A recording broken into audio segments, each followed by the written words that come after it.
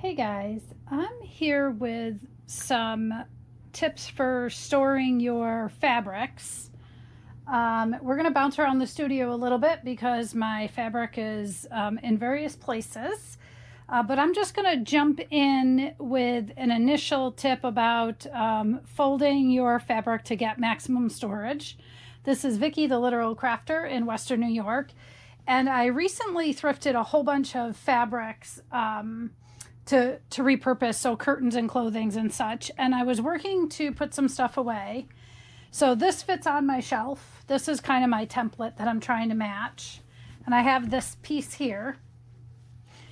And I want to make it fit with this without having a lot of bulk. And so I'm going to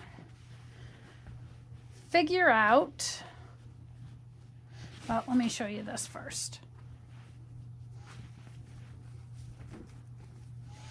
So if I just try to fold like this, I'm going to have quite a bit of bulk here, but then I'm going to have a lot of bulk here. And I want to avoid that. Even if I go this way, I'm going to have quite a bit of bulk. So what I'm going to do is actually make my fabric fit. So I'm just going, I know I need to trim off the end. So I'm just going to figure out what I need to trim. And if this was some precious fabric, I wouldn't be trimming. I would be figuring out something else. I have a lot of this fabric. It is a heavy weight. I don't know what it is. It's a little bit loose to be a cotton canvas. Anywho. Okay, so what I've done is I've created the fold front to back, the length that I need it to be, and I want to avoid that bulky fold on the front. So this is my cut.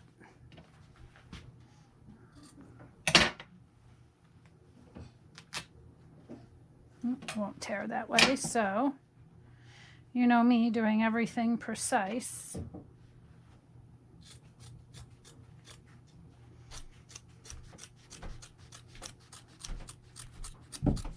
This will just go in my scrap bin. I'm not going to waste that.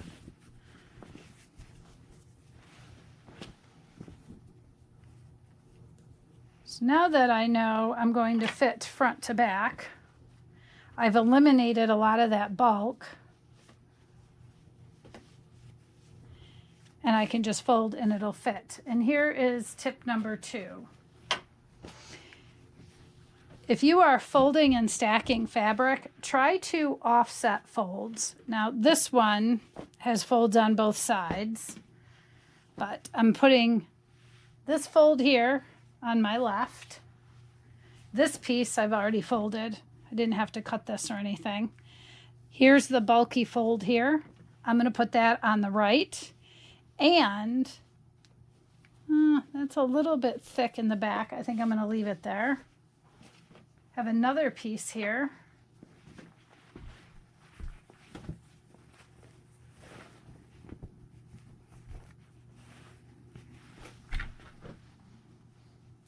It's a tiny bit long, so I'm going to have to trim that. I'll do that off camera. You already saw how I figure out my size. But once it's trimmed and I can fold it like this, I'm going to put the bulk fold on the other side. So I have a bulk fold on the left, a bulk fold on the right, a bulk fold on the left. And that gains you more space doing that.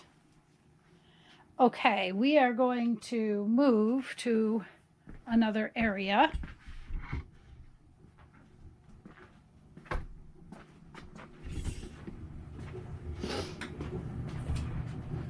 So if you've seen my videos, you know that this is what I call my annex.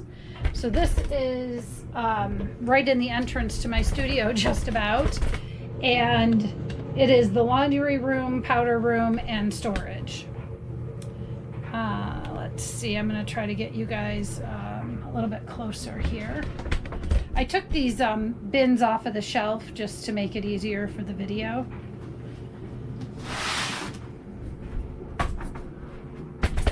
Okay, so in this bin you'll see I have rolled fabrics.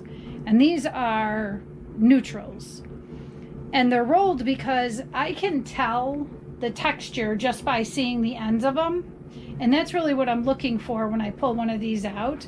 Most of these have some weight to them, although there are a few pretty lightweight pieces in there. But when I need to pull a neutral for something, I can just reach in and grab what I want. Rolling allows me to use a ton of space in this tote. If you are a traveler, then you know that rolling your clothes in a suitcase gains you space. This is the same concept. So one of the things I will say is it's not super easy to get them the right height so that your cover sits. So what I typically do is I'll pull one out that is pretty much the right size. Like this is a good size. I will get my other piece to the same width and then roll and put it in here. Know that as you roll, the bigger the piece, the more likely you're going to get a crown like this. So just know that as you're storing. Okay, so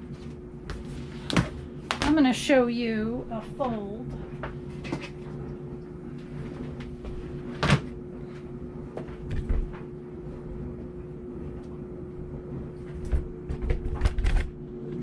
So a while ago, I did a little bit of fabric reorg, and I pulled most of my colored fabrics off my shelf because I don't pull these that often, so I didn't need them in my main area.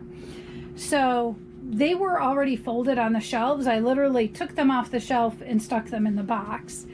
By folding like in a file cabinet kind of way, I can see all of the fabrics, so I can easily find what I want. I have one in here upside down.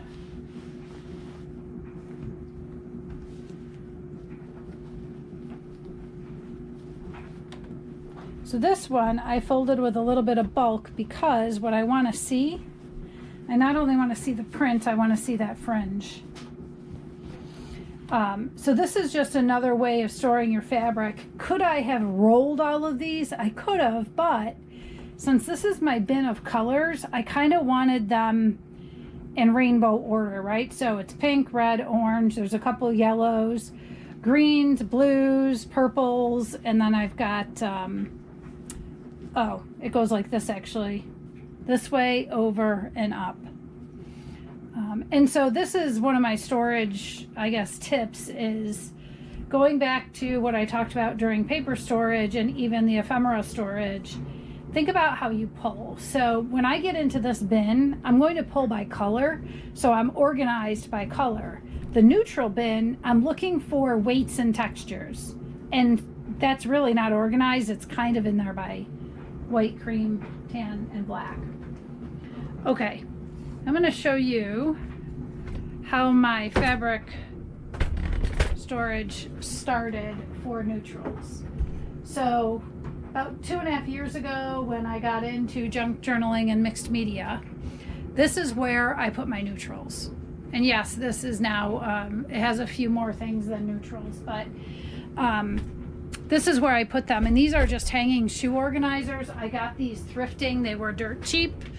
And why do I still have stuff in here? Simply because it was in here. And then I bought more neutrals and I put those in a tote. Just a couple other things to think about. So I have some fabrics that are, I'll say, outliers from my norm. So these fabrics way up here, these colored fabrics at the top, these are like indoor-outdoor fabrics. And so they're in here because they're different than my other fabrics. These are also indoor-outdoor. And then I have some textured fabrics here, like embroidered or textured. And then just, this is all heavier fabric. This is all lighter fabric. Going back to how do I pull? What am I going to look for? And clearly you're already thinking what I already know. I have way too much fabric. I'm going to be working on that to whittle down my fabric inventory. Up here, I have interfacing and batting. And when I got this stuff, I'm going to see if I can just give you a slightly better look. when I got that stuff, trying to angle the camera here, guys. It's on a tripod, so it's a little awkward. It was very early in this hobby, and I wasn't really sure what I was going to do with it. I gathered some, I haven't bought any more, and I haven't used any. Okay, so that is, you have the shoe organizer storage, which, I mean, honestly, shouldn't that be enough storage for fabric? You don't need the volume that I have. I do like the choices. And since I'm not really good with color and I'm not quite sure how to pair patterns and things like that, the variety really helps me. Okay, we're gonna come take a look at scraps. So I know some people have been curious about all of the metal drawers that I have and what's in them. So here's one look into some of the drawers. These are, let's see if I can get you closer. These are scraps by color. So I have pink, red, orange, yellow, green, blue, purple, cream, white, black, gray, coffee brown. Excuse me. Multicolor, grunge, specialty. And in each drawer, I have a small bin, and this is for tiny scraps. And then my other scraps are behind those bins. So in a drawer that has two colors, I have two bins. So this is the blue and purple drawer. The blue has a tiny bin and the purple has a tiny bin. Scraps by color, because that's how I would pull those scraps. Okay, I'm going to move the tripod again, so sorry if there's a little bit of noise and shake. Oh, in case you're wondering why I keep all those tiny scraps, I'll show you a couple of examples. So here's one. This is just, I guess you can think of it as a snippet. I could roll it and call it a snippet roll. I could sew this on as a belly band. I could cut it and use part of it. I like doing this when I'm sitting on the couch. It's mindless. I don't plan it. I just pick up pieces and sew them on. So I've got a few of those. And then I'll show you a couple other what I call stitchy things in a minute. But I want to show you some more fabric ideas. So if you've watched my other videos, you've heard me talk several times about how for some supplies, I give myself rules, and it's to rein myself in, because as you can see, I like to thrift. So I end up with a huge volume of supplies. And so one of my tips is definitely find those supplies that you're going to limit yourself on. And believe it or not, fabric is one of them, even though my collection is pretty large. And then think about the fabrics that make sense to have out and easily accessible versus the fabrics that you're not going to put your hands on all the time. So like my colored fabrics in the totes, I don't grab those all the time. They're in a tote. I can easily get to them without much effort, but I don't need them out and I don't need to see them. This shelf here is my black, gray, white, it's black, gray. Then there's a shelf of embellished. So these have embroidery or stitched lace or something on them, and then coffee dyed embellished. I have my oranges out here because orange is kind of my go-to, and I almost view it in the neutral palette. So I keep that out. That is not in my tote. Then I have some creams and whites here. I know what you're thinking. Didn't I just have a tote of that? These are different. They're also smaller pieces that I can easily pull. So for me, I picked the fabrics that I really wanted to have out, that I'm likely to pull from on a more regular basis, and other things put away.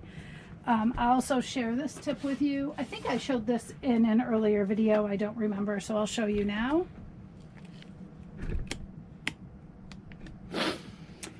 So this is just a photo box that I thrifted. And these are, I'll call them wimpy fabrics, right? And they're kind of slippery. So it would be hard to fold this or roll this and get it on a shelf or in a tote. So I put them in here, again, filed in a way that I can see what they are. My camera's falling. If you could see how this camera is mounted, you'd think I was nuts.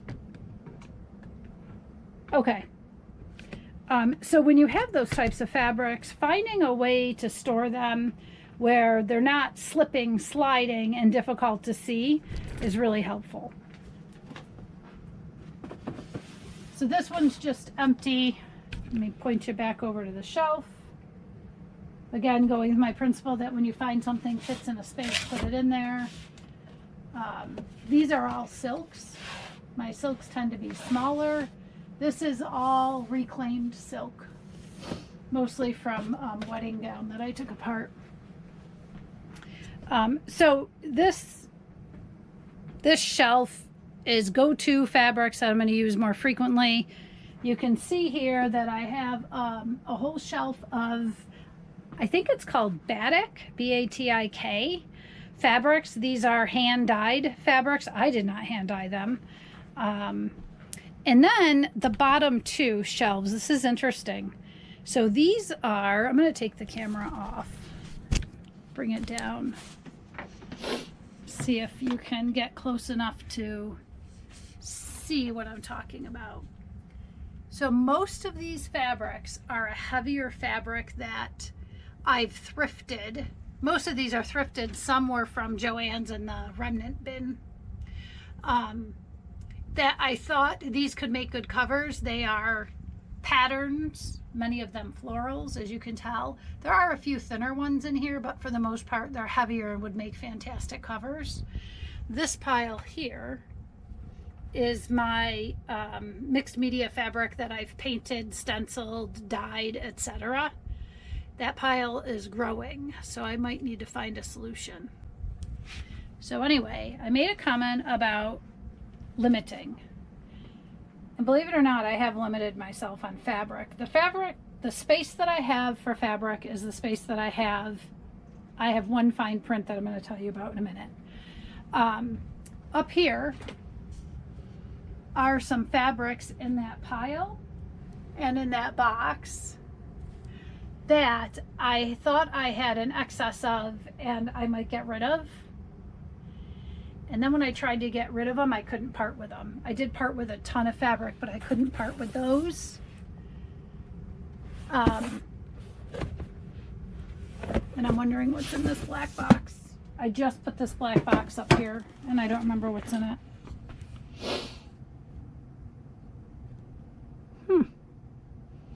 These are fabric strips for the most part. Quite a bit of vintage in here. And then some other pieces. Interesting. Okay. I need to set the camera down for a moment.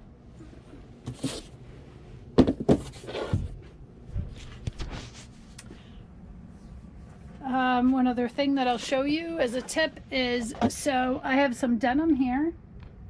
These are denim pieces. And then this little box here are scraps. I didn't want to throw them in with the blue scraps. Denim's pretty different, so I just stuck them in that little box. Okay, so we're gonna go take a look at some more fabric, and I'm really just showing you some of these things to give you category ideas. Trying to not leap the camera around too much. I left my tripod over there. So I'm going to set the camera down and grab my tripod again. You can look at those fabrics for a second.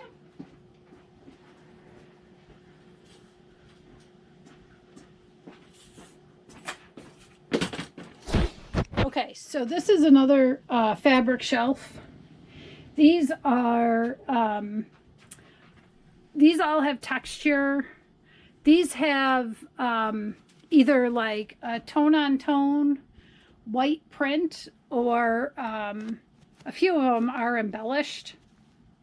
Should probably put them over on the other shelf. Then I have some neutral prints, whites and creams with prints.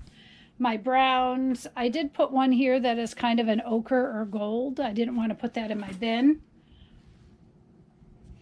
I have coffee dyed. I have brown patterned. And then I have dyed crocheted items and vintage linens. Some dyed lace. And then again over here,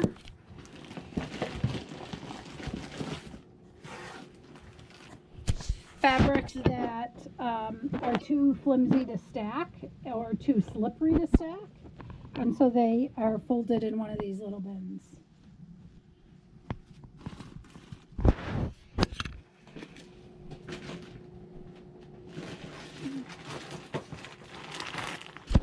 This has been a challenge. So I have this bag of stuff. I think it's like a jute.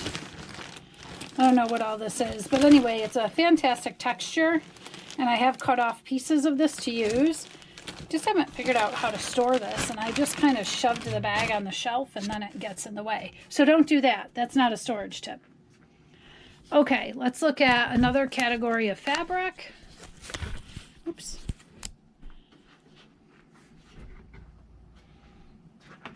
Again, moving the tripod here, so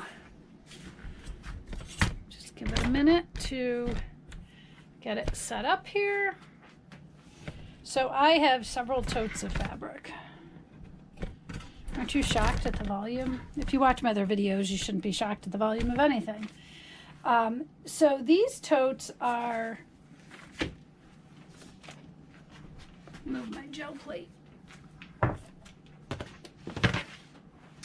This tote is actually not a great example, but so this is various types of denim, and some is kids denim, so it's real short, and then other, like this is a giant pair of men's Wranglers. I can't really just stand everything up in here because it doesn't fit, so unfortunately I had to lay some things on top. But I'm more about optimizing space, so I do optimize space. It's not hard to lift out a couple of things. But these are all different denims, and I have a couple corduroys in there. So for a while, I still am in some denim upcycling groups on Facebook, and I love what people do with it. I'm not big into sewing, so I haven't dove in yet, but that's why I started collecting denim. I also want to alter a denim jacket. Okay, this tote here is almost all cotton canvas. Most of this came from Joann's, all rolled to make space. I can pretty much tell what the patterns are. These are, I would say, why are these separate is what I'm trying to explain. And to me, when I look in here, I think if I'm making a journal, I'm going more vintage. I might even be going grunge. These have that kind of feel to it, to me, and that's why these are separate. The heavier fabrics that are over on the shelf, those are mostly florals and what I'll call pretties.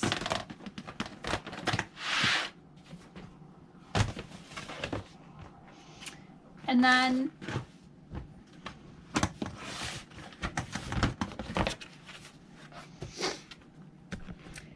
that bin is some more denim. These are mostly shorts or pieces that I've cut off, so they are shorter. And it's just so that, if I need a bigger piece of denim, I'm going to go into the other denim tote. But if I need something smaller, or maybe I just want to cut out the pocket to use on a project, I'm going to go in here.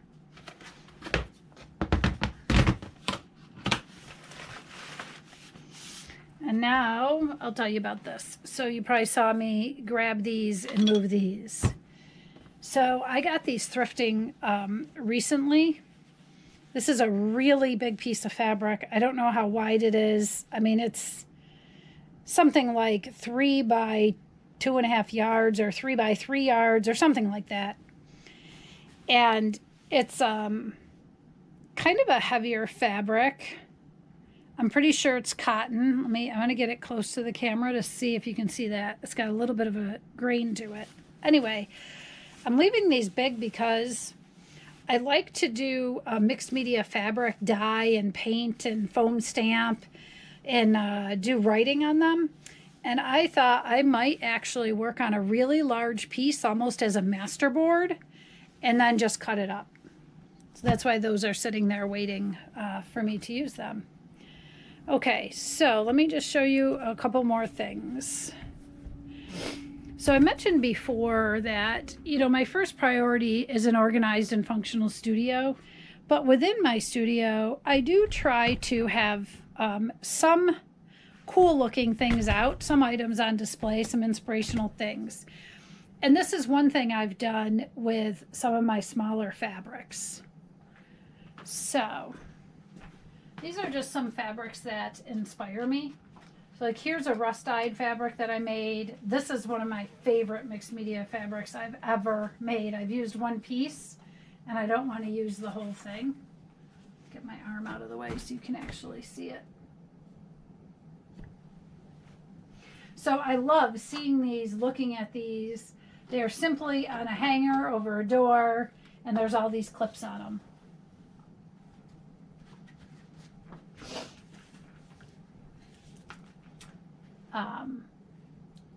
So I encourage you to do that. I mean, even if you have a smaller space for your crafting, figure out what supplies inspire you and find a way to have a little bit of that on display. Okay, we're going to come around.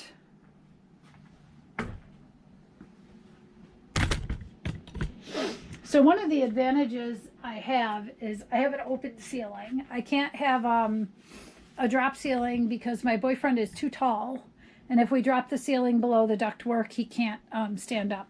And I'm fine with having an open ceiling because all of these fabrics here, and I'm gonna take the camera off the tripod to get you closer. All of this is hanging on wire. So I have these on display because I love them. And I have taken things down and used them.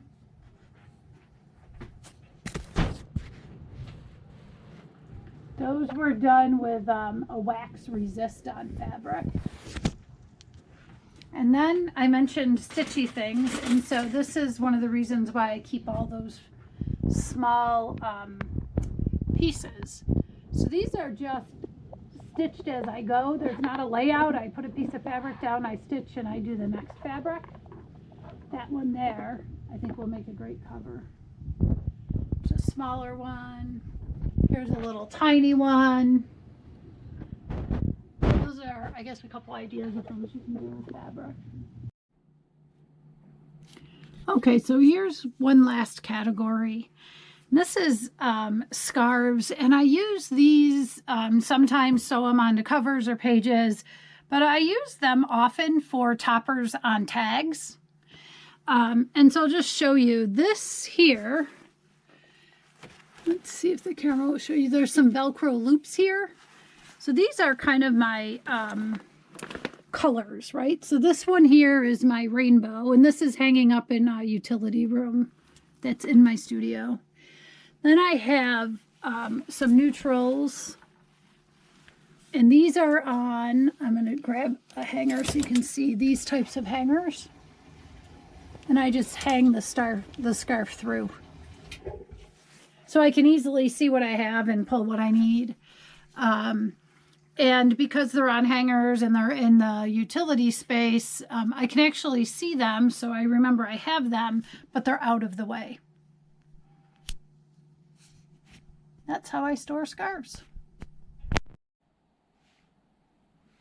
Okay, guys. So that's all I have for you on fabric for today. I hope you enjoyed the video. Consider giving me a thumbs up, subscribing to my channel. I do hope you will check back soon. Make it a crafty day. Thanks, guys. Bye.